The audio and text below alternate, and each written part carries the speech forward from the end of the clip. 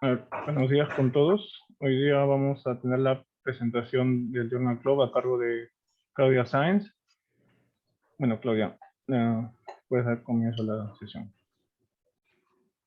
Muchas gracias. Buenos días, tengan todos los presentes. Hoy les voy a contar un poco sobre el trabajo que realicé para optar al grado de doctor. Primero, comentarles un poco sobre los cursos de doctorado que los realicé en el Departamento de Medicina Preventiva de Salud Pública y Microbiología de la Facultad de Medicina de la Universidad Autónoma de Madrid, y la tesis en sí, la parte experimental, se llevó a cabo en el Centro de Ciencias Medioambientales del Consejo Superior de Investigaciones Científicas y en el Instituto de Productos Naturales y Agrobiología también del Consejo Superior de Investigaciones Científicas. La tesis lleva por título Agentes antiparasitarios de plantas de la Amazonía peruana empleadas en medicina tradicional.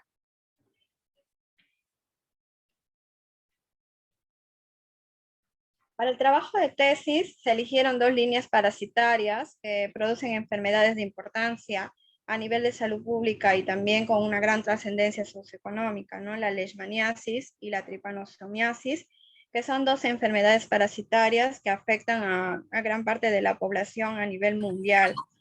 La leishmaniasis afecta a 88 países en zonas intertropicales y templadas, y su prevalencia está en torno a los 12 millones de personas enfermas, una población en riesgo de aproximadamente 350 millones de personas, y bueno, se estima más o menos, se calcula entre 700 y 1 millón de casos por año, nuevos por año, ¿no?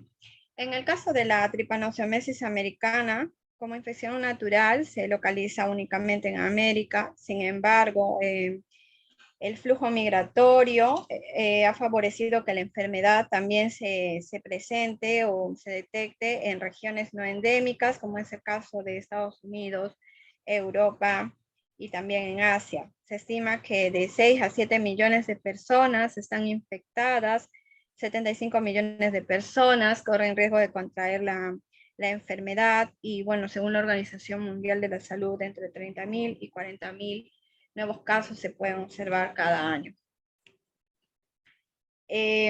Voy a contar un poco sobre el agente causal, ¿no? El vector, como una pequeña introducción. Leishmaniasis está producida por un protozoo del género Leishmania, que se presenta bajo una forma intracelular denominada amastigote, y una forma flagelada denominada promastigote. Se transmite por la picadura de los dípteros de los géneros Phlebotomos y Luxomia. Y las formas clínicas de la enfermedad, como podemos ver aquí, son varias. La leishmaniasis cutánea, que se caracteriza por presentar lesiones en la piel y también que principalmente se dan en cara y en las piernas, ¿no? En la cara y en las piernas. Las lesiones cutáneas difusas, la leishmaniasis cutánea difusa es una forma más difícil de tratar y se relaciona con la afección del sistema inmunológico. La leishmaniasis mucocutánea es causada por lesiones que desfiguran el rostro, destruyen las membranas de las mucosas, ya sea de la nariz, la boca, la garganta. Y finalmente la leishmaniasis visceral también se conoce como Kala-Azar, es la forma más grave de leishmaniasis que hay, porque afecta a órganos internos, presentando, lo que se puede observar es la inflamación o hinchazón del vaso, el hígado, y en muchos casos puede producir la muerte. También voy a contarles un poco sobre el ciclo biológico de cada parásito para hacernos una idea de cómo funciona. En el caso del ciclo biológico de la leishmania, la persona se infecta a través de la picadura del vector que transmite el protozoo. La forma del protozoo es el promastigote, en este caso, que sería la forma infectante, ¿no? Para el huésped. En el interior del huésped, estos protozoos van a ser fagocitados por los macrófagos y dentro de los cuales se van a transformar en amastigotes y se van a multiplicar. El huésped infectado es picado por otro vector, ¿no?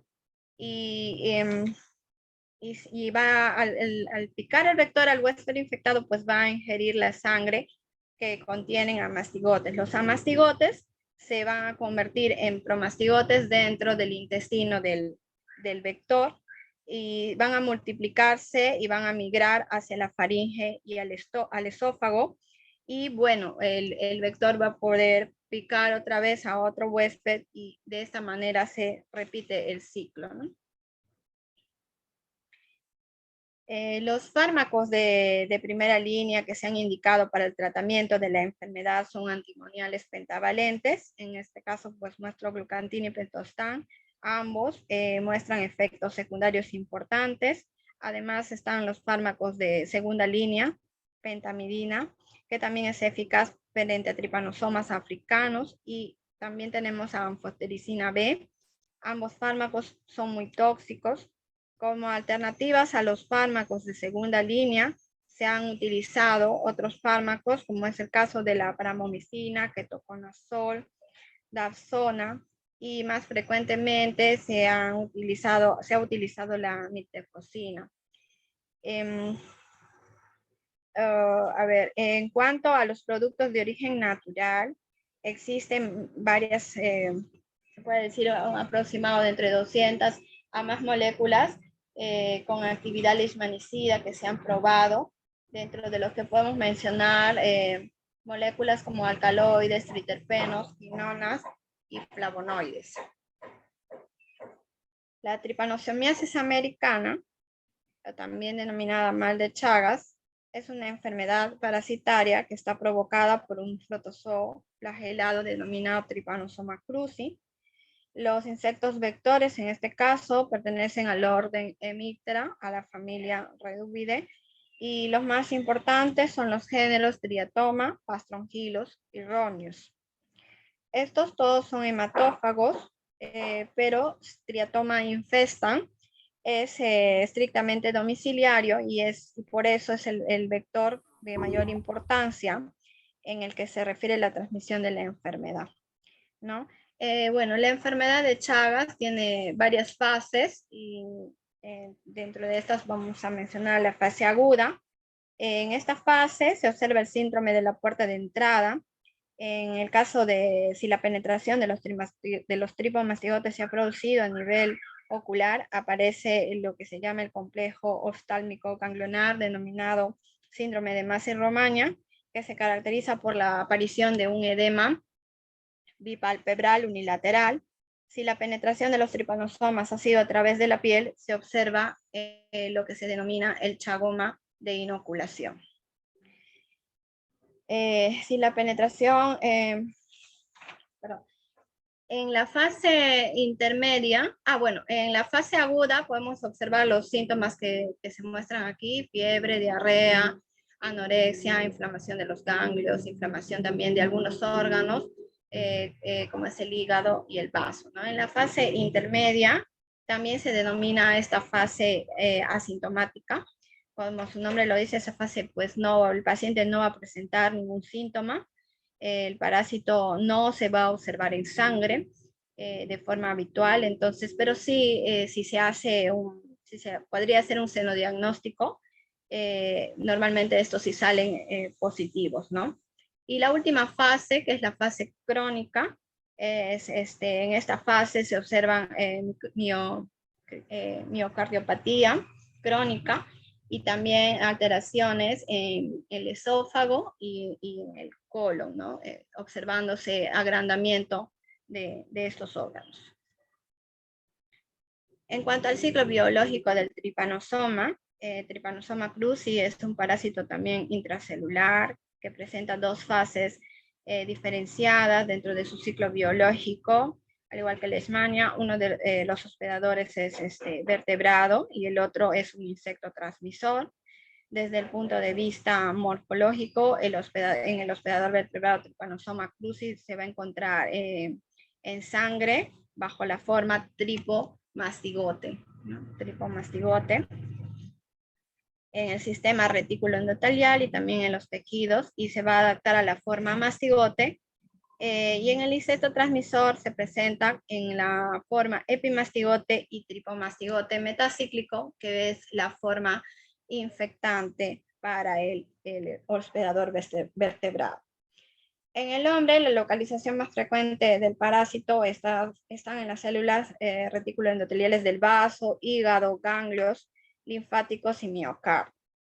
El chinche, que es el transmisor, se infecta al picar un reservorio infectado previamente. El ciclo de vida del parásito en el vector tiene lugar en el intestino, en donde va a evolucionar de tripomastigote a tripomastigote metacíclico, que es la forma que va a surgir o va a salir del insecto vector a través de sus heces, y que es la forma, como dije anteriormente, infectiva para el hombre o los animales que son los hospedadores vertebrados. El método ordinario de transmisión de la tripanosomiasis es por contacto de la herida causada por el insecto transmisor con sus heces, que van a contener los tripomastigotes metacíclicos. Esto sucede fácilmente ya que el artrópodo, en el momento de picar al huésped, también defeca próximo a la picadura, ¿no? Entonces la persona se va a sentir que le ha picado algo, se rasca, y de esa manera las heces pueden llegar hasta la puerta de entrada, que es la picadura, ¿no? Y de esta manera pues, penetran los tripomastigotes metacíclicos. Normalmente este insecto suele picar en las uniones mucocutáneas, por ejemplo, cerca de la boca, ¿no? Cerca de la comisura de la boca. Y también dentro de los animales, no solamente, bueno, el hombre no es el único hospedador vertebrado, tenemos algunos animales que actúan como reservorios, que pueden ser los perros, armadillos y también algunos roedores. Las únicas drogas que se disponen para el tratamiento de la tripanosomiasis americana son el nifurtimox y el benzonidazol. En ambos casos tienen efectos tóxicos severos. Nifurtimox es activo frente al protozoo, haciendo disminuir la parasitemia, pero no cura las lesiones. Benzonidazol es muy activo in vivo, pero tiene efectos secundarios que aparecen muy rápido al inicio nomás del tratamiento, lo que hace que algunas personas pues lo abandonen, ¿no? Aparte de estos fármacos, también existen productos con actividades de antichagásica, pero que muchos de ellos que han sido probados, pues llegan a la parte clínica sin éxito y ahí ya no son usados más adelante. Dentro de los productos de origen vegetal con actividad tripanocida, tenemos algunos alcaloides de tipo indólico y alcaloides también de tipo bisbencil o quinolínicos. Bueno, teniendo en cuenta todo esto, basándonos también en que, bueno, las plantas son, los extractos de las mismas han sido usados o siguen siendo usados en diferentes comunidades de forma tradicional, como se puede decir, de forma empírica.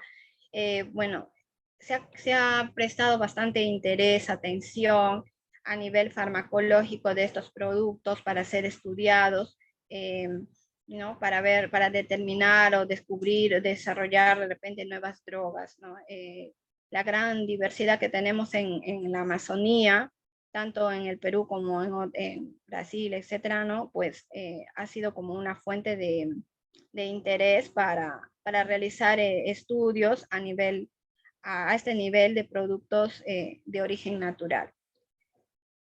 Bueno, en este trabajo se ha centrado en el estudio de plantas. Las plantas que nosotros hemos recolectado, pues son plantas de acá de Loreto, básicamente, ¿no? Pero para recolectar estas plantas se ha hecho diferentes revisiones bibliográficas, se han realizado entrevistas en comunidades cercanas a la ciudad para ver qué plantas usan ellos para tratar diferentes enfermedades en sus comunidades, en sus caseríos, ¿no? Y se han seleccionado las siguientes plantas: Aristoloquia pilosa, de la familia Aristolochiaceae, es una liana de 2 a 5 metros de largo más o menos. Tabebuia serratifolia de la familia Vignoniacea, que se trata de un arbusto. Tradescantia zebrina, que es una planta rastrera. Cedrela dorata es un árbol que muchos de nosotros lo conocemos, de gran envergadura, que puede llegar a medir hasta 30 metros de altura. Condodendron tomentosus es una liana perenne cuyo tallo puede llegar a medir hasta 10 centímetros de diámetro. Paulinia clavígera es un arbusto trepador. Brunflesia grandiflora es una planta arbustiva. Y Sameolei es un arbusto pequeño. A muchas de ellas, como pueden ver en la tabla, se les ha atribuido actividades insecticidas, además de actividades antibacterianas, antiplasmodial, antitumoral, etc.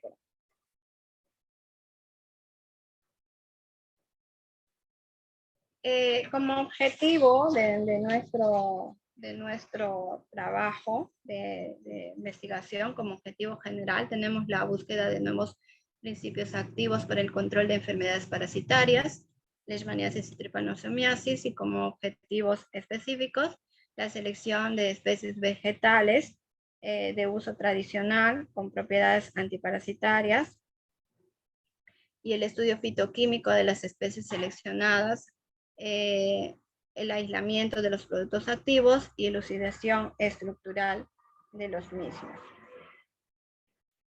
Bueno, este trabajo se inició primero con la recolección del material vegetal seleccionado. Se prepararon extractos de cada una de las plantas por separado y se realizaron los bioensayos preliminares, ¿no? Obteniendo resultados se seleccionaron a través de lo que pudimos ver, pues 3 plantas, de las cuales también se prepararon extractos, y luego estos extractos fueron fraccionados para llegar a obtener los productos puros. Estos fueron identificados a través de técnicas electroscópicas que podemos observar ahí, y bueno, finalmente se volvieron a ensayar con los parásitos y las líneas celulares.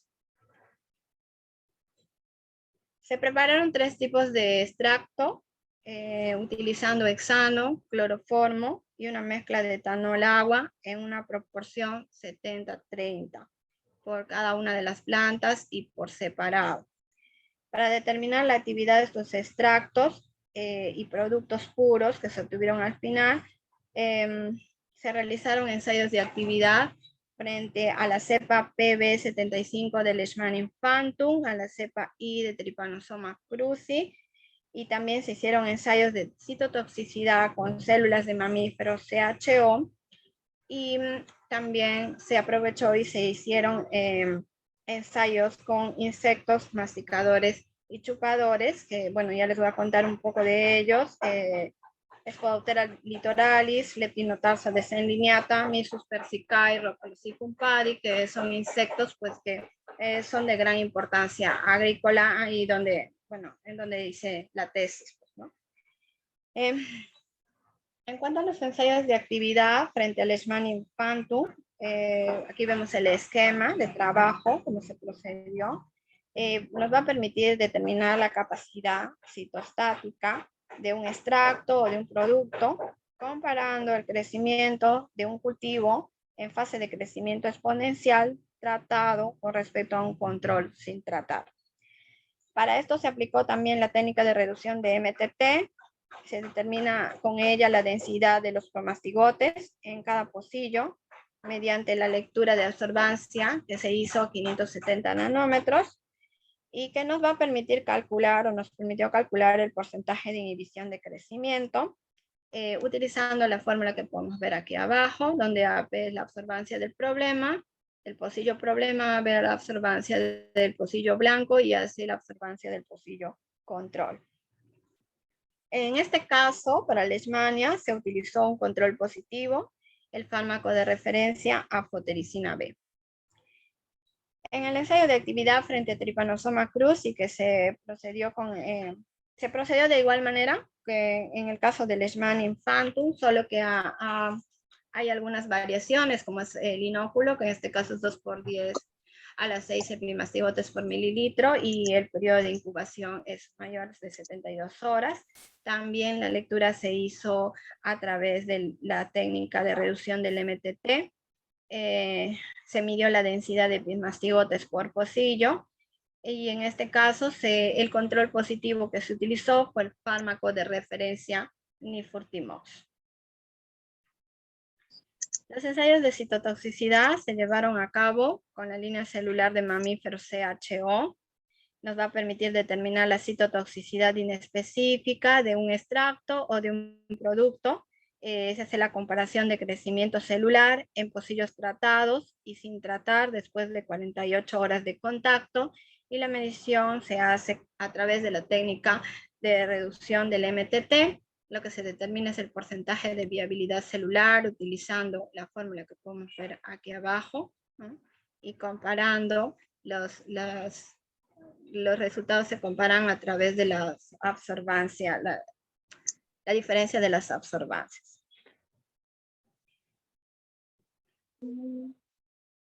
Se realizaron también ensayos con insectos, como les había comentado, aprovechando de que teníamos las plantas, teníamos los insectos, que estas plantas se les confiere actividad insecticida y se consideró que se podía hacer ensayos de actividad insecticida de los extractos, ¿no? Para eso utilizamos insectos, Spodoptera litoralis, que tenemos aquí, que es una larva que afecta a los cultivos de pimiento, Leptinotarsal descendiniata, que es un escarabajo que afecta a los cultivos de papa, Mysus persicae y Rhophalosicum padi, que son pulgones también, que son consideradas plagas tanto de pimiento como de cultivos de cebada.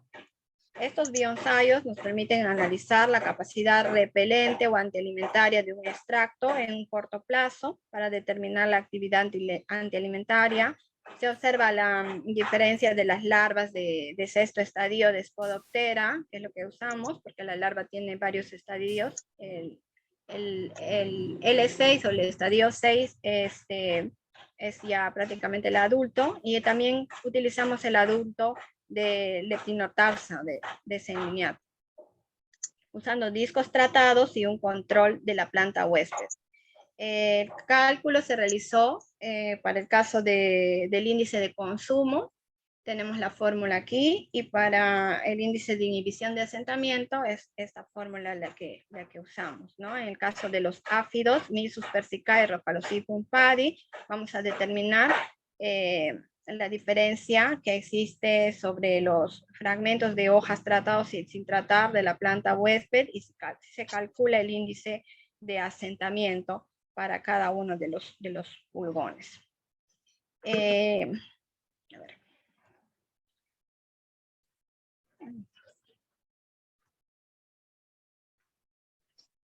Perdón, un momentito, no puedo pasar ya. Los resultados se van a presentar en dos fases. En la primera se muestran los resultados de los ensayos preliminares de las 8 plantas seleccionadas por su uso medicinal y el estudio de los perfiles químicos de resonancia magnética nuclear de algunos de los extractos.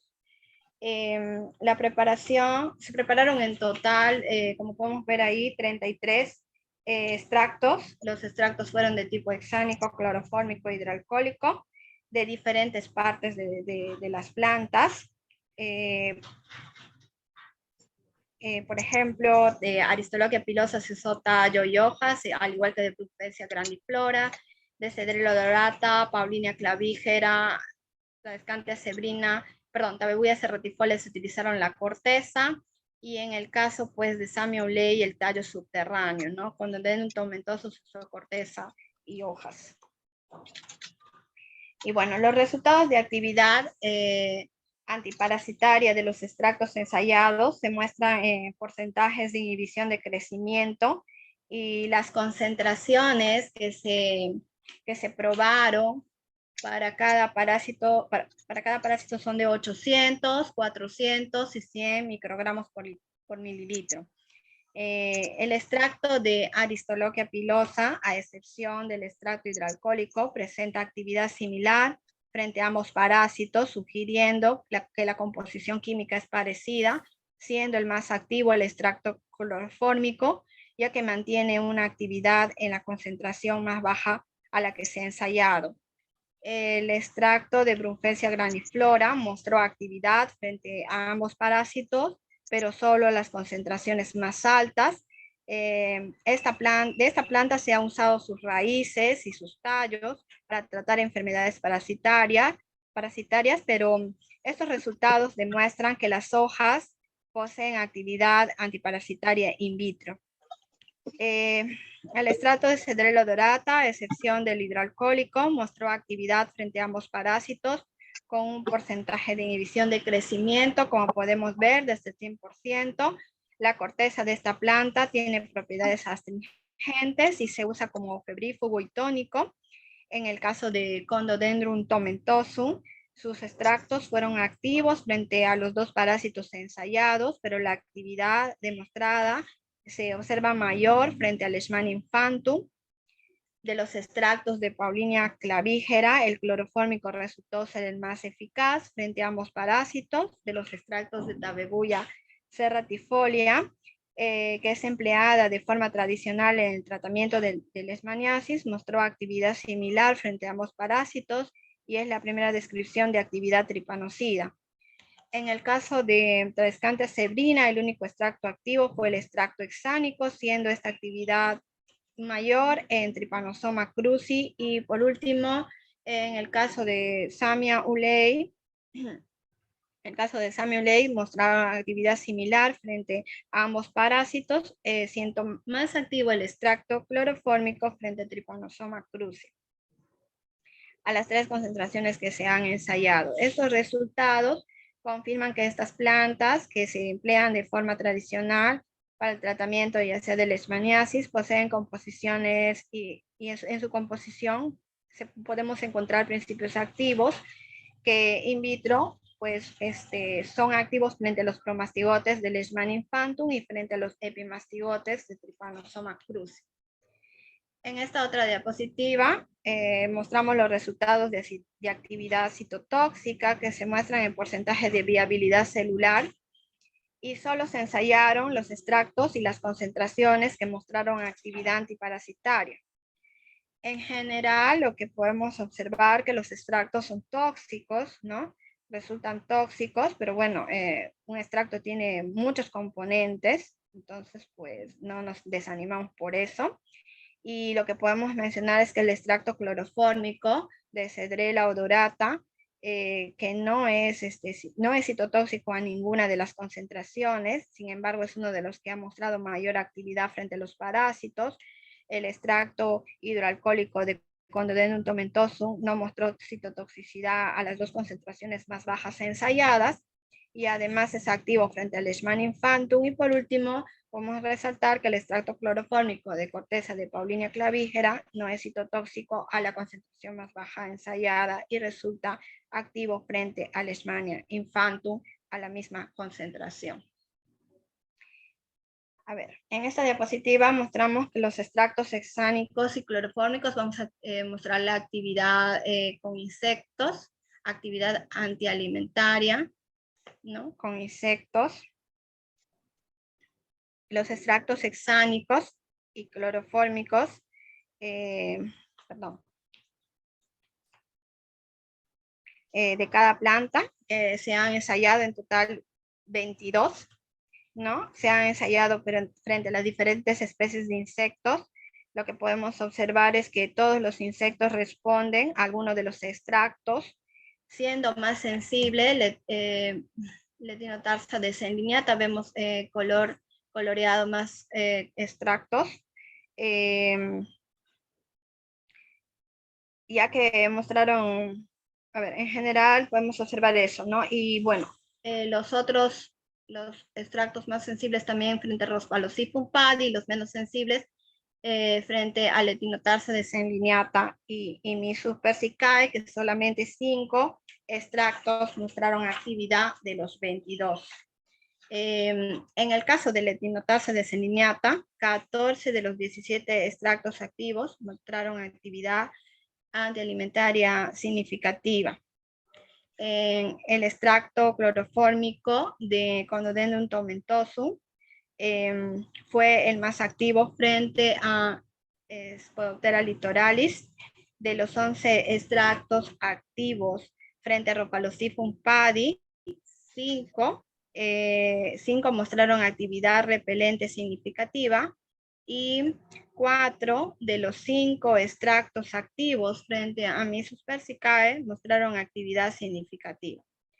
Se ha descrito previamente actividad insecticida de los extractos de esta planta, de estas plantas, perdón, pero en esta ocasión es la primera vez que se describe actividad frente a estas especies de insectos. Se realizaron estudios de perfiles químicos de 4 solo de las plantas que habíamos seleccionado de forma original. Debido a la disponibilidad, este trabajo se realizó en Madrid, España, entonces, y las plantas eran de Perú.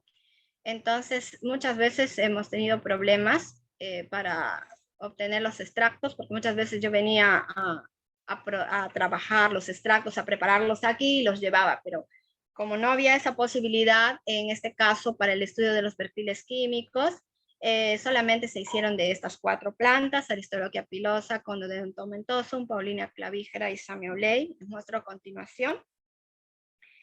En primer lugar tenemos los espectros de los extractos hexánicos, clorofórmicos e hidroalcohólicos de Aristolochia pilosa. Los espectros de los extractos hexánicos y clorofórmicos de esta planta son muy parecidos y en ellos podemos observar desplazamientos químicos importantes entre 3.65 y 4.40 partes por millón. Esto corresponde a protones geminales de los grupos hidroxilos. También se observan desplazamientos químicos a 5.32 partes por millón, que corresponden a una insaturación semejante a los de algunos triterpenos. Ambos mostraron actividad frente a los parásitos, frente a los insectos, siendo más activo de los dos el extracto clorofórmico. Es posible que la actividad se deba a la presencia de triterpenos, como nos muestra el desplazamiento químico 5.32, ¿no? Que se ha descrito, y este desplazamiento se ha descrito en muchas especies de este mismo género. El espectro del extracto hidroalcohólico no muestran los desplazamientos químicos que se pueden observar en los extractos, en los espectros de los otros extractos, pero sí vamos a observar desplazamientos de 3 a 4.44 partes por millón, que corresponden a protones geminales de los grupos hidroxilos. Estos son similares a los que presentan algunos azúcares. Además, se observan desplazamientos químicos de 3.25 a 3.26 partes por millón, que se asignan a los metoxilos, que son característicos de compuestos como flavonoides glicosilados, que también se han descrito previamente en otros géneros de esta misma familia. La diferencia de la actividad que existe entre los extractos se sugiere que puede deberse principalmente a la concentración en que se encuentran los compuestos activos en cada uno de ellos. Aquí tenemos los perfiles químicos de los extractos clorofórmico, hidroalcohólico de Condodendron tomentosum. El espectro del extracto clorofórmico presenta señales de protones características de una mezcla de alcaloides de tipo bisbencil isoquinolínicos, y además señales que van de 6 a 0.25 a 7.10, que corresponden a protones aromáticos. Este espectro difiere claramente del espectro del extracto hidroalcohólico que se encuentra en la parte de abajo, probablemente porque el extracto clorofórmico está más enriquecido con los alcaloides, ¿no? Ambos extractos muestran actividad antiparasitaria similar frente al Leishmania infantum. El extracto clorofórmico además resulta activo frente a Trypanosoma cruzi y frente a insectos. Ya se ha reportado que de la familia Melisdermacia, que es la familia a la que pertenece Condodendron tomentosum, se han aislado alcaloides de tipo bisbencil isoquinolínico, y las señales que nosotros podemos observar pues sugieren la presencia de esos alcaloides también en esta planta, pues, ¿no? La diferencia de la actividad que pueden presentar los extractos, también consideramos que se debe a las concentraciones en que se encuentran los compuestos en cada uno de ellos. Tenemos aquí los perfiles químicos de resonancia magnética nuclear de protón de Paullinia clavígera. El espectro del extracto hexánico muestra desplazamientos químicos de 4.13 a 5.68 partes por millón. Esto corresponde a protones geminales de heteroátomos. En el espectro del extracto clorofórmico, no podemos determinar, ya que hemos tenido problemas con este espectro y no están muy definidas las señales. Sin embargo, en el espectro del extracto hidroalcohólico se observan señales de 3.26 y 5.34 partes por millón que corresponden a posibles azúcares, unidos a señales de protones aromáticos que son característicos de flavonas glicosiladas, que también se han descrito previamente en esta familia, en esta planta. En el caso del perfil químico de resonancia magnética nuclear de protón del extracto clorofórmico e hidroalcohólico de Samuel Ley, el espectro del extracto clorofórmico se va a observar desplazamientos que van de 6.25 a 7.61 partes por millón, que son característicos de compuestos aromáticos. En el espectro del extracto hidroalcohólico se puede observar desplazamientos de 3.15 a 5.30 partes por millón, que son señales típicas de unidades de monosacáridos.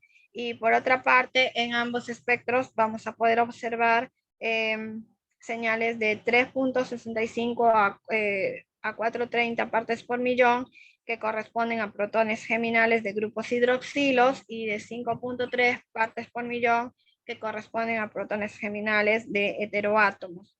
De ambos extractos, el extracto clorofórmico fue el que mostró mayor actividad antiparasitaria. Ahora, teniendo en cuenta, considerando los resultados que habíamos obtenido hasta este punto, y también teniendo en cuenta la disponibilidad del material en estudio, bueno, se consideró que debíamos seleccionar 3 plantas para continuar con lo que ya sería el fraccionamiento biodirigido, ¿no? En este caso se seleccionaron Samuel Ley, Condodendron tomentosum y Tabebuia serratifolia. Voy a mostrar a continuación los resultados de los aislamientos e identificación y evaluación de las actividades de los productos puros de estas 3 plantas. ¿Perdón? Bueno, continúo entonces. El fraccionamiento biodirigido de Samuel Ley se realizó a partir del extracto etanólico del tallo subterráneo y se observaron 3 compuestos, se observaron los siguientes compuestos: 1, 2, 3, 4, 6, 5 y 6. Del compuesto 4 se obtuvo el compuesto, se acetiló y se obtuvo el compuesto 5. Y de todos los compuestos aislados, solamente hemos podido identificar los compuestos 1, 2 y 3, y los compuestos 4, 5 y 6, pues no conseguimos identificarlos. El compuesto 1 se identificó como cicacina. Ha sido aislado también este compuesto antes de otras cícadas.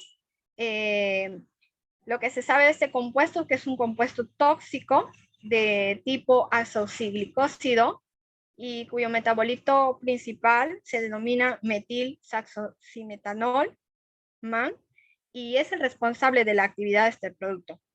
El compuesto 2 se identificó como sacarosa y es el compuesto más abundante que aislamos de la planta. Y por último tenemos el compuesto 3, denominado 8,11 nonadecaeno. que es utilizado por muchas especies de hormigas como un sistema de comunicación química para marcar su territorio. En esta tabla se presentan los resultados de actividad antiparasitaria y citotóxica de los compuestos que se han aislado y el derivado también acetilado del compuesto 4. El compuesto 1, cicacina, es no es activo, como podemos ver, no es activo frente a los parásitos, pero sí muestra una toxicidad moderadamente baja frente a las células CHO.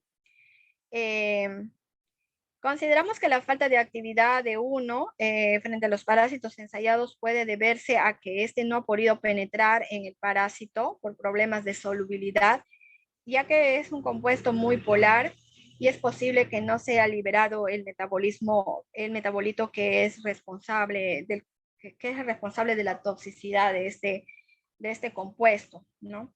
El compuesto 4 muestra moderada actividad frente a Leishmania infantum y también baja citotoxicidad frente a las células CHO. Este compuesto es el que ha sido acetilado, por lo que consideramos que ha perdido también su actividad y aumentado su citotoxicidad. Aquí tenemos el fraccionamiento biodirigido de condodendron tomentoso. Se realizó a partir de extractos etanólicos de corteza y de hoja. Se fraccionaron, se obtuvieron 3 fracciones. De estas fracciones, la fracción 1 se ha dividido en fracción 1A y 1B para realizar una extracción alcaloidal con cada una de ellas. Los extractos alcaloidales se ensayaron frente a los parásitos y a las células CHO. Presentaron una gran actividad frente a los parásitos, con porcentajes de inhibición de crecimiento, como podemos observar en la tabla, desde el 100% en el caso de Leishmania, pero también muestran una importante citotoxicidad frente a las células CHO. De la extracción alcaloidal de la fracción 1B, se obtuvo el compuesto 7, identificado como ciclanina. Se ha descrito previa actividad antiplasmodial de este compuesto, antibacteriana, antifúngica, in vitro, además de actividad frente a diferentes cepas y géneros de Leishmania, ¿no? Este compuesto ha sido aislado también de otras plantas de la familia Menispermaceae. En cuanto al extracto alcaloidal de la fracción 4, se aisló el compuesto 8, condocurine, identificado como condocurine, que ya se había aislado previamente de Condodendron tomentosum. Además, se aislaron de otras especies de la misma familia. Tiene efecto relajante, efecto hepatoprotector y antiplasmodial. El compuesto 9, identificado como 12-O-metilcurina, este compuesto solo se ha descrito antes, su enantiómero, en una planta denominada Guateria megalófila. A continuación, en esta tabla se presentan los resultados de los ensayos de actividad de los alcaloides aislados del compuesto 7 ciclanina, que presenta moderada actividad frente al Leishmania infantum, ligera citotoxicidad frente a las células CHO. Si comparamos estos resultados obtenidos con 7 frente a los fármacos de referencia, que los podemos ver en la parte de abajo de la tabla, podemos observar, aquí están, podemos observar que estos resultados tienen menor actividad frente a ambos parásitos, pero también son menos citotóxicos frente a las células, ¿no? El compuesto 8, condocurine, y el compuesto 9, 12-O-metilcurina, presentan importante actividad frente a ambos parásitos, siendo mayor frente a Leishmania infantum, además de moderada toxicidad frente a las células CHO. Si los comparamos también con los fármacos de referencia, vamos a observar que siguen siendo menos activos pero al mismo tiempo menos citotóxicos.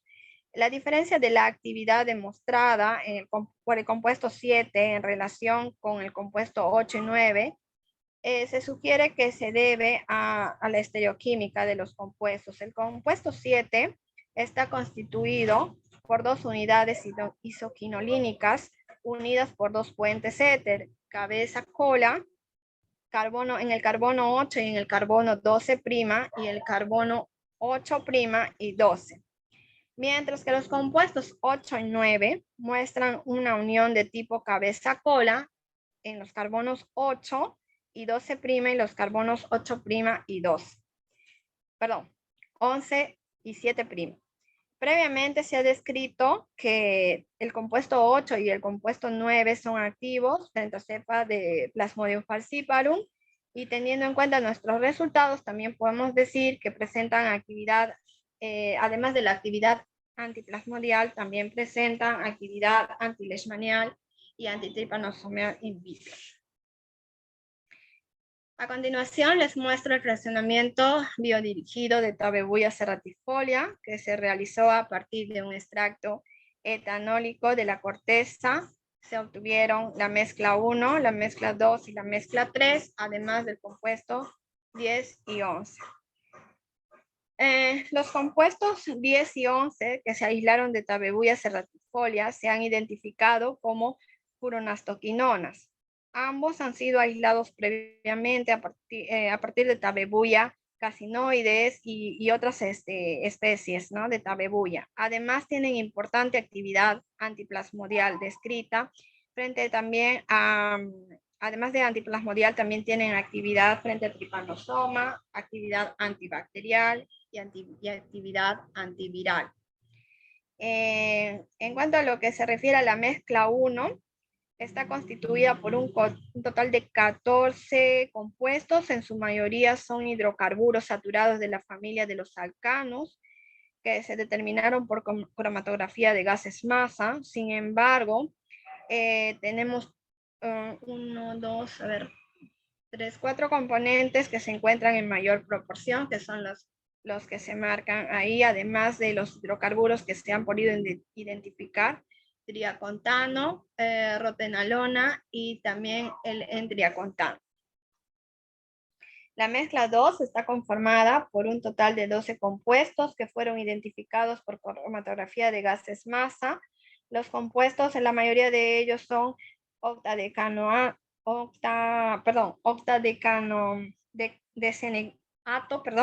de metilo, que está en una abundancia de 36.2%, el éster metílico del ácido octadecanoico y el éster metílico del ácido hexadecanoico, que está en 20.5%, y el que está en menor proporción 15.6%, que es el éster. La mezcla 3 está constituida por 6 compuestos identificados también por cromatografía de gases masa, y bueno, de esto hemos determinado que 3 se encuentran en mayor proporción en la mezcla. Actividad antiparasitaria y citotóxica de los compuestos aislados de Tabebuia. En esta tabla podemos observar los resultados. La mezcla 1 mostró moderada actividad frente al Leishmania infantum y baja citotoxicidad frente a CHO. La mezcla 3 muestra importante actividad frente a ambos parásitos, además de ser citotóxica. La actividad mostrada por ambas mezclas consideramos que se debe a la unión de los compuestos que la conforman. Los compuestos 10 y 11 muestran importante actividad frente a Leishmania infantum y Trypanosoma cruzi. Si los comparamos con los fármacos de referencia, anfotericina B y nifurtimox, vemos aquí, bueno, podemos observar que en el caso del Leishmania infantum, la ED50 de ambos compuestos resulta bastante baja, acercándose mucho a la ED50 de anfotericina B. En el caso de Trypanosoma cruzi, la ED50 de ambos productos es menor que la ED50 de nifurtimox. siendo el compuesto 11 1.5 veces más activo que el fármaco de referencia, y en el caso ya del compuesto 10 es muchísimo más activo que el fármaco de referencia, ¿no? Mayor del 100%. Es posible que la diferencia que se observa en la actividad se deba a la presencia de un grupo hidroxietil en la cadena lateral 10, del compuesto 10, y un grupo carboxilo en la cadena lateral del compuesto 11. Se le atribuye a esta parte de la estructura la actividad que tiene estos compuestos. También el compuesto 11, al tener esta cadena del grupo carbonilo, también es mucho más polar, ¿no? Aumentando la actividad, por eso el compuesto 10, que es menos polar, y por tanto puede ser de mayor facilidad su absorción frente al compuesto 11, aunque los dos podemos observar que son bastante activos. En este caso es la primera vez que se describe actividad de estos compuestos frente a ambos parásitos Leishmania y Trypanosoma. A ver. Bueno, y voy a proceder a realizar la lectura de las conclusiones de mi tesis. Los diferentes extractos de plantas ensayadas mostraron importante actividad frente al Leishmania infantum, Trypanosoma cruzi, frente a insectos diana, Lectinotarsa descendiniata, Spodoptera litoralis y Mysus persicae, Aeroparosicum padi, a excepción de Paulinia clavigera, que no muestra actividad insecticida. Estos resultados nos sugieren la presencia de principios activos en estas plantas que son usadas de forma tradicional en el tratamiento de enfermedades. Los extractos de corteza de Cedrela odorata mostraron la mayor actividad antiparasitaria frente a ambos protozoos, seguido del extracto de Condodenum tomentosum, que mostró actividad selectiva frente al Leishmania infantum. Los extractos de Tabebuia serratifolia y Samuel Ley son activos frente a ambos parásitos, dando fundamento al uso tradicional que se hace de estas plantas en el tratamiento de leishmaniasis. Los extractos de Aristolochia pilosa, Tradescantia sebrini y Condodenum tomentosum presentaron propiedades antialimentarias. De los 3 alcaloides de tipos vivencilis o quinolínicos aislados del extracto alcaloidal de Condodenum tomentosum, ciclanina muestra actividad frente al Leishmania infantum inferior a los fármacos de referencia con mayor citotoxicidad inespecífica. Por su parte, condrocurina y 2-metilpurina son activos frente a ambos parásitos. Ambos alcaloides son responsables de la actividad que presenta el extracto. Del extracto etanólico de Tabebuia serratifolia se obtuvieron 3 mezclas y 2 naftoquinonas denominadas 2,1-hidroxietil, 4H9H nafto, 2,3B furanos, 4,9-diona, que es denominado el compuesto 10, y el 2-etil 4H9H nafto, 2,3B furano, 4,9-diona, que es denominada el compuesto 11. La mezcla 1 es activa solo frente al Leishmania infantum y la mezcla 3 presenta importante actividad frente a ambos parásitos. Las naftoquinonas 10 y 11 son activas frente a los dos parásitos, siendo esta actividad mayor que la de los fármacos de referencia. Es la primera vez que se describe actividad de estos compuestos frente al Leishmania infantum. Bueno, eso sería todo. Muchas gracias por su atención. Perdón que me he alargado mucho. Y bueno, si tienen alguna pregunta.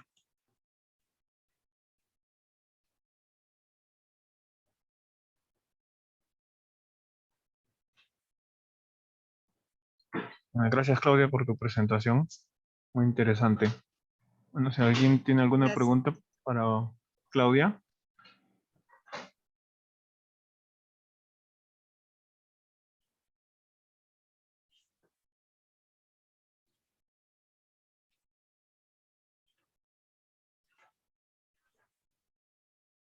Yo tengo una pregunta. Sí. Claudia, ¿cuándo realizaste todos estos o cuándo realizaron todos estos experimentos? ¿En qué años? En el 2000, bueno, terminamos en el 2008 más o menos. Se hicieron del 2005 al 2008 más o menos los ensayos. ¿Y hay alguna publicación acerca de esto o algunos avances después de todo lo que ustedes hicieron? En realidad se siguieron, bueno, yo lo que les he presentado ha sido una parte de la tesis porque se ensayaron otra cantidad de plantas más y realmente los avances que se han podido hacer se han hecho con plantas de otras familias, de otras especies. Con respecto a las mías, en teoría se pensaba trabajar con Tabebuia serratifolia, que es la que nos considerábamos más interesante por el hecho de la actividad presentada y por también la baja citotoxicidad. Pero lamentablemente no se consiguió avanzar. O sea, se quedó un poco ahí. Y bueno, en cuanto a los alcaloides de Condodelum tomentoso, sí se han hecho avances, pero no frente a Leishmania ni Trypanosoma, sino se han tratado de hacer bioensayos a nivel de Plasmodium en el CIRNA, pero creo que no se ha podido llevar a cabo la estandarización de una cepa nativa, que es con lo que ellos querían trabajar. Es lo que conozco. Te digo esto porque es importante la continuidad en este tipo de trabajos, ¿no? Porque si hay resultados interesantes como los que has mostrado y solamente queda ahí, tampoco hay una publicación, queda como que un poco en el aire, ¿no? Pero es solo un comentario. Sí, Gracias. gracias, sí, gracias. Gracias por tu presentación. Robert, ¿tiene una pregunta? Luego Marlon. Sí, hola Claudia, gracias por tu presentación. En la primera planta donde muestras actividad antiparasitaria contra Leishmania e Infantum, me parece que era. La primera planta donde hiciste ya resonancia magnética nuclear, ¿no? Ya, pero en las otras plantas algunos sí no han mostrado actividad pese a que han tenido una alta concentración dentro del extracto. Cabería pensar o se puede pensar de que exista la posibilidad de la sinergia también, de que pueda existir de estos compuestos, o sea, de que al momento que tú los aíslas, el hecho de ser abundantes hipotetices, ¿no? Que esta es la que está causando, pero en realidad y cuando lo pruebas ya no es tanta su actividad, ¿no? Entonces, posiblemente la sinergia con otros compuestos. Entonces, sí, es eso lo que quería nos que ha nos pasado. comentes un poco. ¿Cómo? ¿Hola? Que nos comentes eso. Claro, no estaba entrecortado. Sí, es justamente lo que nos ha pasado. Nosotros, como les he mostrado, habíamos hecho primero la evaluación, los bioensayos con extractos, ¿no? Y al hacer ya el fraccionamiento y obtener los productos puros, pues nos dimos con la sorpresa de que en muchos casos ya la actividad que había mostrado el extracto, el interés que nos había producido, pues ya no lo veíamos por el mismo hecho de que sí, en muchos de ellos se ha producido sinergia, es decir, la actividad estaba dada por la unión de todos estos compuestos, ¿no? Era activo porque estaban juntos. Al momento de hacer el fraccionamiento y separarlos, se ha dado casos de que ya el producto puro como tal o los productos puros que se habían conseguido aislar no presentaban una actividad o la actividad era nula o simplemente la actividad había disminuido. Sí pasó eso. ¿Se me escuchó?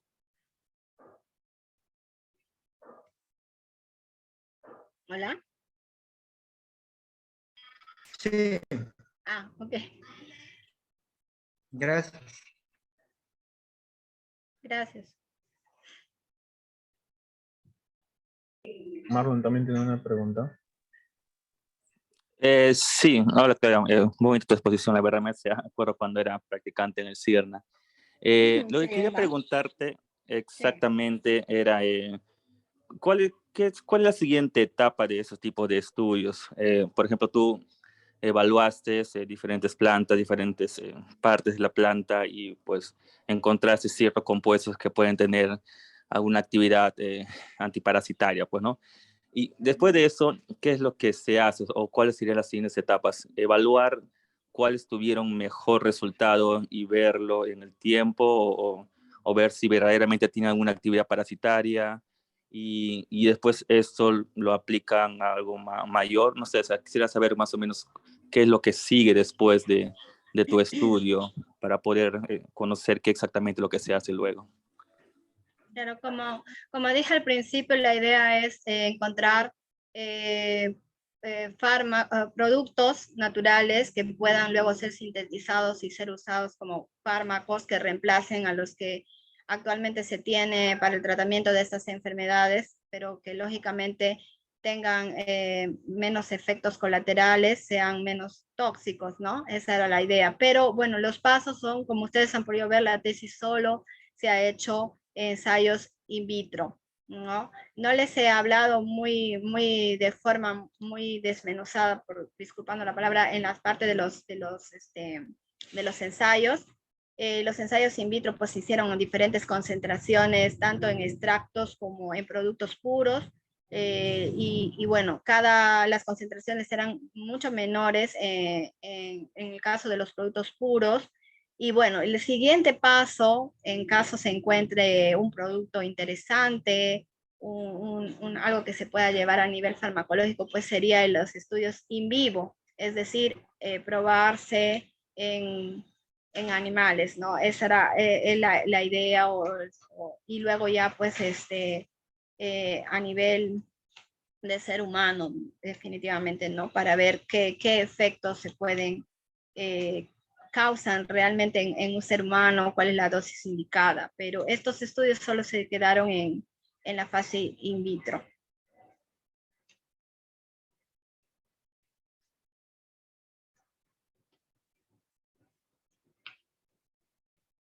Hola, ¿se me escuchó? Sí, se escuchó.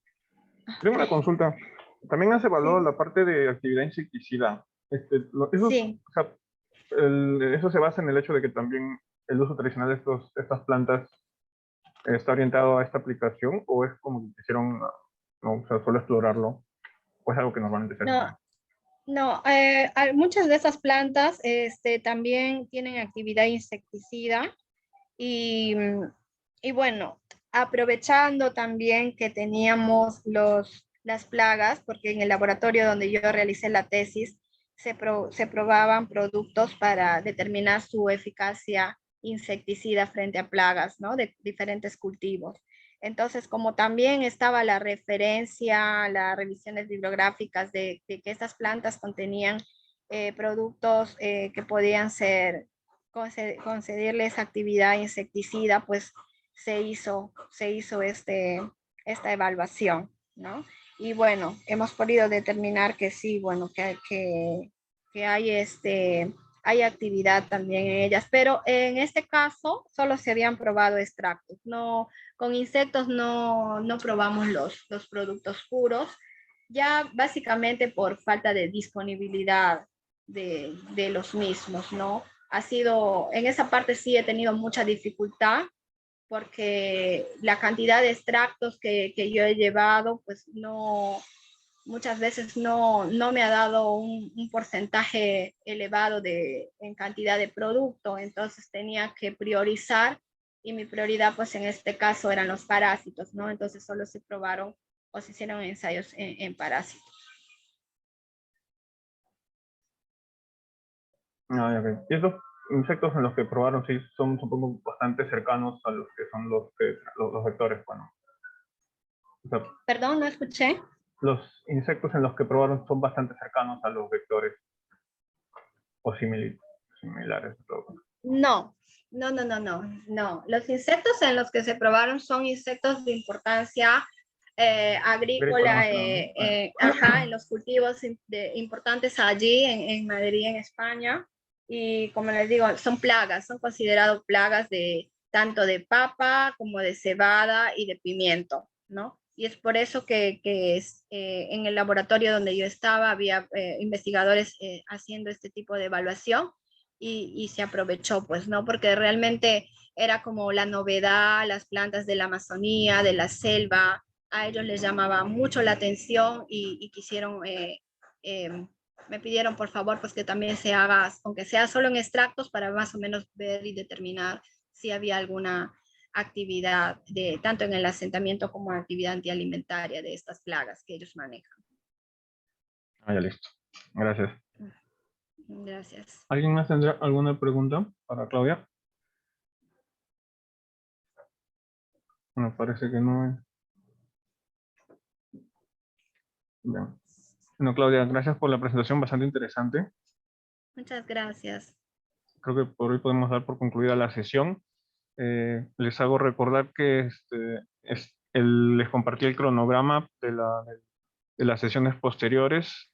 Está disponible la fecha del próximo viernes, en caso hay algún voluntario. Y bueno, las siguientes también. Inscríbanse, por favor. Nos estamos viendo. Hasta luego. Chao, Hasta gracias. luego, muchas gracias. Gracias.